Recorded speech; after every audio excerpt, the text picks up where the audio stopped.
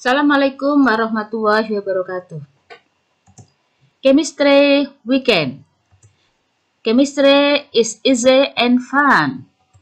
Chemistry not difficult. Pada pertemuan ini kita akan bahas materi kimia kelas 10 MIPA semester 2, yaitu tata nama kimia. A. Tata nama senyawa kimia sederhana. Yang pertama, tata nama senyawa biner. Senyawa biner bisa terbentuk dari senyawa biner ionik dan senyawa biner kovalen. Senyawa biner ionik ini terbentuk dari ion logam yang bermuatan positif dan ion non-logam bermuatan negatif. Senyawa biner kovalen terbentuk dari unsur non-logam dengan unsur non-logam.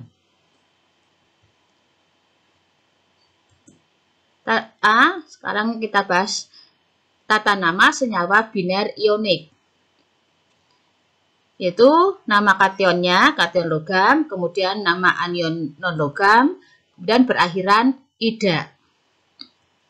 Dengan mempunyai rumus, kationnya itu L positif N, anionnya adalah amin M, sehingga akan terbentuk LMAN, artinya silang. Di LMAN. Contoh, kation L positif N, anionnya amin M, kemudian nanti senyawa yang terbentuk adalah LMAN, baru diikuti dengan nama senyawa ionnya.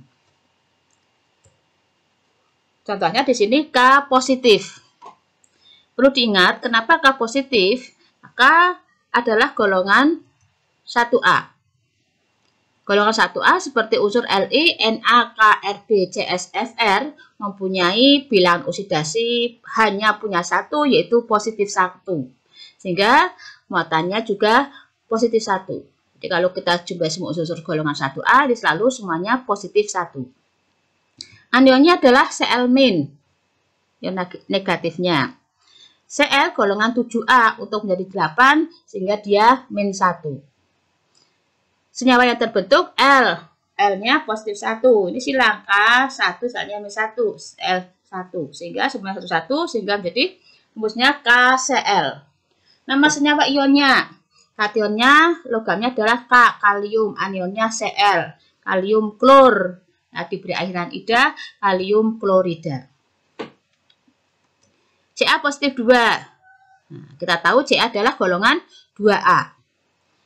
Kalau tadi 1A positif 1, golongan 2A, seperti unsurnya Be, Mg, Ca, Sr, Ba, Ra, itu mempunyai bilangan oksidasi positif 2. Anionnya adalah golongan 7A, Br-. Untuk menjadi 8, berarti dia -1 ya, golongan 7A. Sehingga senyawa yang terbentuk berarti Ca1Br2. CaBr2. Namanya berarti Ca-nya adalah kalsium, Br-nya brom, akhirannya ida. Jadi namanya kalsium bromida. Al positif 3. Kenapa L positif 3? Karena Al terdapat pada golongan 3A. Unsur-unsurnya seperti B, Al, Ga, In. Nah, ini mempunyai muatan positif 3. Anionnya adalah S-2. Nah, S kenapa -2? Karena golongan 6A. S golongan 6A untuk jadi 8 dia -2. Maka senyawa yang terbentuk adalah Al, ya, Al2S3. Berarti Al2S3. Namanya aluminium, S-nya sulfur, akhirannya ida, aluminium sulfida. Jadi untuk senyawa ion tidak ada angka ini tidak usah disebutkan. Jadi cukup aluminium sulfida. Nah, beda nanti kalau pada senyawa kovalen. Ya. Makanya jangan salah, ini L2S3 tidak ada awalan nanti menggunakan monoditri, itu tidak. Jadi cukup aluminium sulfida. Fe positif 2. Fe kita tahu termasuk unsur-unsur golongan transisi atau golongan B. Golongan transisi umumnya mempunyai beberapa bilangan oksidasi. Nah, jadi di sini mempunyai beberapa muatan positif. Seperti Fe. Fe ini mempunyai bilangan oksidasi positif 2 dan positif 3. Sini contohnya Fe positif 2. Misalkan dengan O. O golongan 6A untuk menjadi 8 berarti dia min 2. Sehingga rumus yang terbentuk berarti apa? Fe2O2. Seperti ini Fe2O2. Kalau M dan N sama ya, 22 misalkan 33 ini dicoret. Nggak usah disertakan, jadi cukup ditulis FeO. Namanya ini tidak seperti yang di atas. Kalau di atas hanya mempunyai bilangan satu bilangan oksidasi. Golongan 1A positif 1 hanya 1 positif 1, golongan 2A hanya 1 positif 2, golongan 3A hanya 1 positif 3. Nah, ini mempunyai beberapa bilangan oksidasi, maka bilangan oksidasinya disertakan. Jadi Fe adalah besi, bilangan oksidasinya 2. Nah, 2 ditulis dengan angka Romawi. Besi 2 oksida. Bisa Romawinya dikurung juga boleh. Saya juga mempunyai nama. Nah, kalau yang bilangan oksidasinya rendah, dia belum tutup positif 1 ya, pokoknya belum tutup positif 2. Pokoknya di antara sinyal itu yang paling rendah. F ini punya 2 bilangan oksidasi yaitu positif 2 dan positif 3. Maka positif 2 adalah yang paling rendah bilangan oksidasinya. Maka namanya adalah Fe dari kata ferrum menjadi ferrooksida. Akhirannya O. Yang rendah akhirannya O. Sekarang di sini contoh lagi Fe lagi yang bilangan oksidasinya tinggi yaitu positif 3. Sama dengan O-2. Maka rumusnya adalah Lm AN, Lm-nya L-nya Fe, M-nya 2, O, kemudian 3. Fe2O3. Namanya adalah berarti apa? Nah, bilangan oksidasinya 3 ya. Berarti besi 3 oksida. Jadi kalau rendah akhirannya O, kalau tinggi akhirannya I. Berarti ini namanya menjadi ferrioksida. Nah, ini contoh nama senyawa ionik. Ada lagi di sini golongan 6A seperti Sn, Pb ya, itu mempunyai beberapa muatan positif. Jadi umumnya positif 2, ada juga yang positif 4. Ya, itu antara lain tata nama senyawa binar ionik. Sekarang B, tata nama senyawa biner kovalen atau tata nama senyawa kovalen biner. Ada 2 aturan. Sekarang aturan yang pertama dulu. Menyebutkan jumlah unsur pertama dalam bahasa Yunani, kemudian menyebutkan nama unsur pertamanya, diikuti oleh jumlah unsur kedua, jumlahnya berapa, baru kemudian unsur yang kedua, namanya apa, dan akhirannya adalah ida. Contoh, CO, kita harus menyebutkan jumlahnya C berapa? 1, O-nya berapa? 1. Nah, dalam bahasa Yunani bisa kita lihat dalam daftar di sini. Kalau 1 namanya mono, 2 di, 3 tri, 4 tetra, 5 penta, 6 heksa, 7 hepta, 8 okta, 9 nona, 10 deka. Berarti C-nya 1, ya kembali lagi pada CO, C-nya 1 mono karbon, O-nya 1 mono oksida. Seperti ini. Biasanya mono di awal ini tidak usah disertakan. Jadi cukup ditulis karbon monooksida atau karbon monoksida. CO2, C-nya 1, harusnya monokarbon, O-nya 2, dioksida. Cukup ditulis karbon dioksida. Kemudian SO2, S-nya 1, O-nya 2. Jadi cukup tulis belerang dioksida atau sulfur dioksida. SO3 berarti belerang trioksida atau sulfur trioksida. N2O3, N-nya 2. Berarti di nitrogen, O-nya 3, trioksida. Berarti di nitrogen trioksida. N2O5, di nitrogen pentaoksida. Itu antara lain aturan yang pertama. Sekarang aturan yang kedua. Dengan kation non logam, muatannya berapa?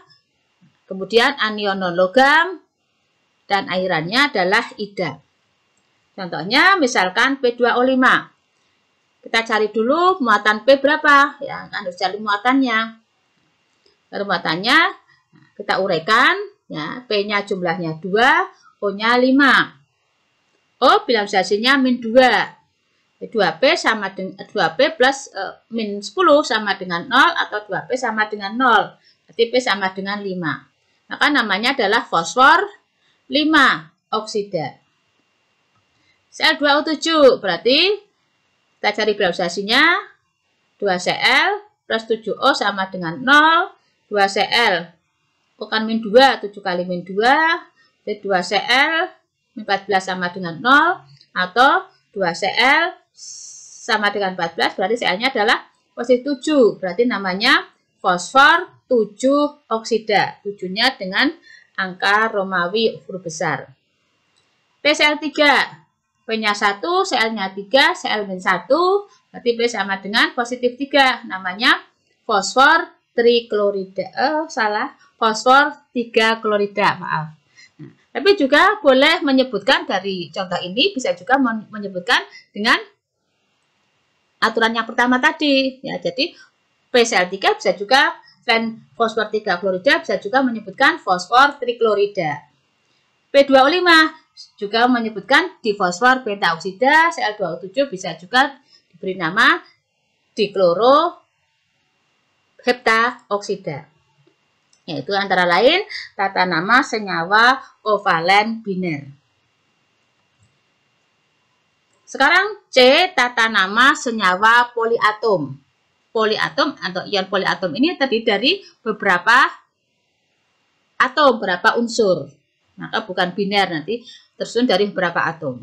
Ini ada nama sendiri. Jadi nama kation logamnya atau nama ion poliatomnya, baru kemudian nama anion poliatom. Ya. Kita lihat aturannya sama, rumusnya ya. L positif N amin M menjadi LM AN. Di kationnya L positif, anionnya adalah amin, amin M, LMN. Terbentuk senyawa LMN, kemudian nama senyawa poliatomnya. Ini contoh senyawa poliatom. Yang dikenal ion positif, yang ion positif, kation positif adalah NH4 positif. Kemudian yang lainnya adalah poliatom yang bermuatan negatif. Contoh di sini yang poliatom yang bermuatan positif adalah NH4 positif. Anionnya misalkan PO4 3-. Nah, berlaku sama LMAN NH4 3 PO4 1. NH4 3 kali PO4. Namanya apa? NH4 adalah amonium, PO4 adalah fosfat. Nah, berarti amonium fosfat. Na positif dengan SO4 berarti rumusnya adalah Na2SO4 1. Na2SO4. Na natrium, SO4-nya adalah sulfat. Berarti natrium sulfat. Mg positif 2 dengan CO3 2-. Berarti harusnya Mg 2 CO3 2. Karena sama cukup ditulis FgCO3. Namanya magnesium. CO3-nya adalah karbonat, magnesium karbonat. Al positif 3 dengan Cn-. Berarti rumusnya adalah LaL1 CN3, AlCl3. Al aluminium, Cn adalah cyanida, berarti aluminium cyanida. Cu positif 1 dengan NO3-. Berarti rumusnya adalah Cu NO3 ya, karena sama-sama 1. Nah, Cu ini masuk bilangan oksidasi. Cu ini mempunyai termasuk unsur transisi, mempunyai beberapa bilangan oksidasi, yaitu Cu yang positif 1 dan Cu yang positif 2. Kalau tadi Fe positif 2 dan positif 3, ya, berarti yang rendah yang positif 2. Kalau ini Cu nanti positif 1 dan positif 2, berarti yang rendah adalah positif 1.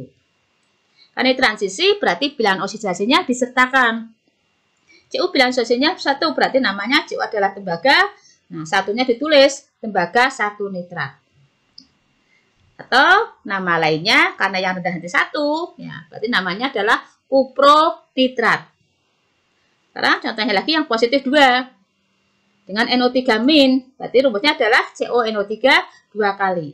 Namanya tembaga Karena bilangan oksidasinya kan besi 2, berarti tembaga 2 nitrat atau muatannya besi 2. Toh, nah ini yang tinggi, berarti namanya menjadi kupri nitrat. Nah, ini contoh dari tata nama senyawa poliatom. Sekarang yang D, tata nama senyawa organik. Jumlah senyawa organik jauh lebih banyak daripada senyawa anorganik. Oleh karena itu, tata namanya lebih kompleks. Contoh di sini adalah CH4. Nama senyawanya adalah metana. Jadi umumnya ini adalah senyawa-senyawa organik atau senyawa karbon. Ini juga namanya ada yang turunan dari alkana. Ada juga yang turun dari benzena. Seperti di sini alkananya CH4 metana, C2H6 etana, C3H8 propana. Nah, kemudian C3OH. Ini adalah turunan dari alkana yang bergugus fungsi alkohol sehingga namanya adalah metanol. C2H5OH. Alkana yang satu atom H diganti OH ya. Jadi etana menjadi etanol. CH3Cl ini dari metana. Satu atom H diganti Cl namanya klorometana. HCOH ini mempunyai gugus fungsi asam alkanoat ya. Sehingga HCOH namanya adalah asam metanoat. CH3COOH C-nya 2 ini turunan dari etana. Dengan gugus asam karboksilat namanya adalah asam etanoat.